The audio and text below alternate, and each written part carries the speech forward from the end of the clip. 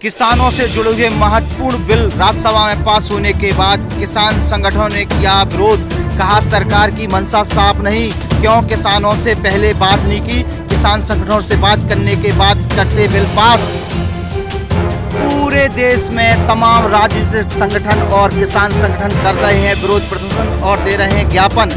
खुले तौर पर सरकार बहुत सी चीजें छुपा रही है, किसानों के साथ धोखा कर रही है सरकार, इस प्रकार के लगाए जा रहे हैं आरोप। भारतीय किसान यूनियन लोक शक्ति का इस नए बिल पर क्या कहना है? मैं भारतीय किसान यूनियन लोक शक्ति का मुखिया होने के कारण सबसे पहले ये कहना चाहता हूँ, हमारी अपील ये थी, भारतीय किसान लोक शक्ति की मांग थी कि सरकार को एक बिल लाना चाहिए था कि समर्थन मूल्य से नीचे कोई भी खरीदेगा वो कानूनी अपराध माना जाएगा। ये बिल इनको लाना चाहिए था। लेकिन जो बिल सरकार लाई है इससे पूर्ण रूप से छोटा मझला किसान और किसान के साथ जो चोली दामन का साथ होता था छोटा व्यापारी, वो बिल्कुल खत्म हो जाएगा। ये उसके आत्महत्या करने वाला कानून है। सबसे पहले इन्होंने ये जो कहा कि कोई भी कितना भी स्टोरेज कर सकते हैं, स्टोरेज से जो कृषि व्यापारी हैं, बड़े व्यापारी हैं, वो फसलों का स्टोरेज कर लेंगे और अपने हिसाब से फिर उसको मार्केट में निकालेंगे बहुत महंगे रेट से। दूसरा ये है, इन्होंने किसान के विरुद्ध जो ये कहा है कि किसान कोर्ट में नहीं जा सकता, किसान सिर्फ उप जिलाधिकारी और अंतिम अपील जिलाधिकारी के यहाँ होगी। ये भी किसान का कोर्ट में जाने का जो अधिकार खत्म किया है, ये भी दुर्भाग्यपूर्ण है। दूसरा, सरकार को करना चाहिए था, जितने भी देश में किसान संगठन चल रहे हैं सबसे एक एक किसान प्रतिनिधि बुलाते, सरकार के प्रतिनिधि बैठते और आप जिस तरीका से बिल ला रहे हैं अपनी बात समझाते और किसानों को किन बातों पर आपत्ति है उनकी बात समझते और बिल में संशोधन करके उनको पास कराना चाहिए था। लेकिन सरकार की तानाशाही है। सरकार संपूर्ण बहुमत से है देश में, क्योंकि किसानों ने इनको संपूर्ण झोली भर के वोट दिया है, इसलिए सरकार किसी को नहीं सुन रही। चाहे किसान आंदोलन करे, किसानों पे पानी की फुहारें चले, किसानों के सिर फोड़े जाएं, ये किसानों का दुर्भाग्य है। आने वाले चुनाव में अगर सरकार इसी तानाशाही से रही तो किसी भी राजनीतिक पार्टी को वोट नहीं करेगी, सिर्फ और सिर्फ नोटा दबाएगी। ये भारतीय किसान लोक शक्ति का कहना है। आज किसान बहुत दुखी है। सरकार ने अपनी सत्ता का दुरुपयोग किया है, अपनी पावर का दुरुपयोग किया है। सरकार को संभलना होगा, बिल में संशोधन करना होगा। जय हिंद, जय भारत।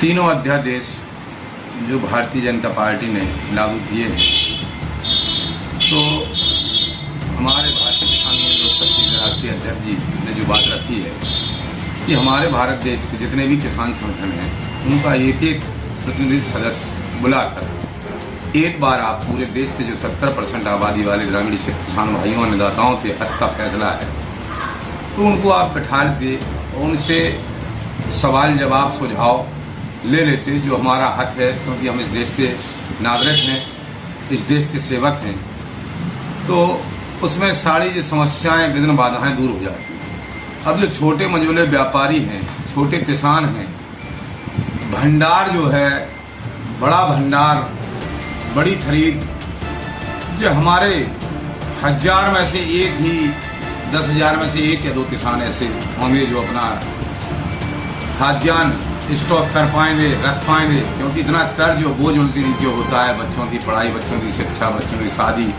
और आए दिन ये तीन वर्षों से लगातार हो रही अतिवृष्टि से फसल बर्बाद, तो किसान कर्ज के बोझ के तले दबा हुआ है।